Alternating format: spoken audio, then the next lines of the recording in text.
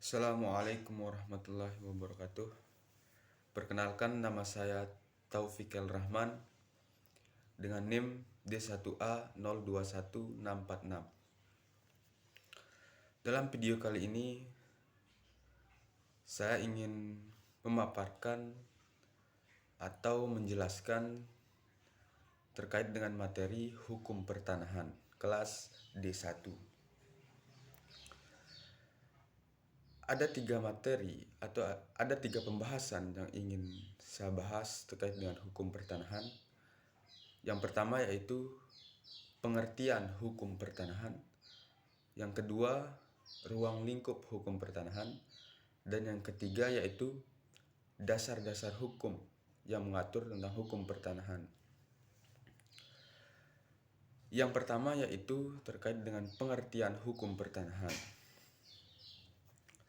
Jika kita berbicara tentang tanah, apa itu tanah? Tanah adalah suatu permukaan bumi atau lapisan bumi yang dimana tempat warga negara melakukan aktivitas pertanian dalam hal apa saja untuk mencari suatu kemanfaatan terhadap tanah tersebut. Sedangkan hukum adalah segala aturan, ketentuan, kaidah-kaidah yang membatasi atau yang menjadi acuan bagi warga negara atau warga negara asing dalam melakukan suatu hubungan atau hak-hak penguasaan terhadap tanah. Jadi, hukum pertanahan adalah segala bentuk aturan atau ketentuan-ketentuan yang mengatur warga negara maupun bukan warga negara dalam melakukan hak-hak penguasaan terhadap tanah atau hubungan-hubungan dengan lembaga pertanahan dan lain sebagainya. Yang kedua yaitu saya ingin membahas ruang lingkup hukum pertanahan.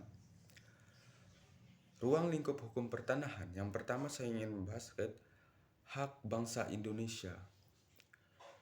Sebagai warga negara Indonesia, kita itu memiliki hak untuk menguasai tanah sebagai dimaksud dalam pasal 1 ayat 2, pasal 1 ayat 1, 2 dan 3 Undang-Undang Nomor 5 tahun 1960,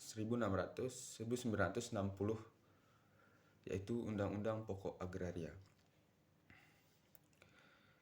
Yang kedua yaitu hak menguasai dari negara. Hak menguasai dari negara yaitu yang pertama, di mana negara itu memiliki hak untuk menguasai suatu pertanahan, karena suatu negara itu adalah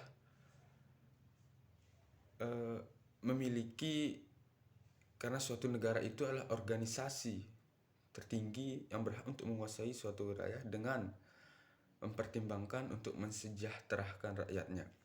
Sebagaimana ketentuan dalam pasal 33 ayat 3 Undang-Undang 1945. Bumi dan air dan kekayaan alam yang terkandung di dalamnya dikuasai oleh negara dan dipergunakan untuk sebesar-besarnya untuk kemakmuran rakyatnya. Hal itu juga tertuang dalam pasal 2 ayat 1 Undang-Undang UPA. Bumi, air, dan kekayaan alam yang ada di dalamnya dipergunakan untuk sebesar kemampuan rakyatnya yang dikuasai oleh negara sebagai organisasi tertinggi. Perlu kita ketahui, tanah itu juga memiliki fungsi sosial sebagaimana tertera dalam pasal 6 Undang-Undang UPA. Setiap hak milik itu memiliki fungsi sosial. Yang ketiga yaitu hak ulayat. Hak ulayat ini adalah hak bersama yang dimiliki oleh masyarakat adat, diberikan oleh negara untuk mengelola hak tersebut, karena masyarakat adat itu dilindungi atau diberikan haknya dalam konstitusi, yaitu pasal 18B ayat 2 Undang-Undang 1945. negara mengakui dan menghormati kesatuan-kesatuan masyarakat hukum adat serta hak-hak tradisionalnya sepanjang masyarakat hukum adat itu masih hidup dan sesuai dengan perkembangan masyarakat dan prinsip Negara Kesatuan Republik Indonesia. Yang keempat yaitu hak-hak individual atau perseorangan atas tanah yang terdiri dari hak milik seperti yang tertuang dalam pasal 16 Undang-Undang Pokok Agraria. Ada beberapa hak-hak perseorangan atau individual dalam menguasai atau memiliki tanah di Indonesia.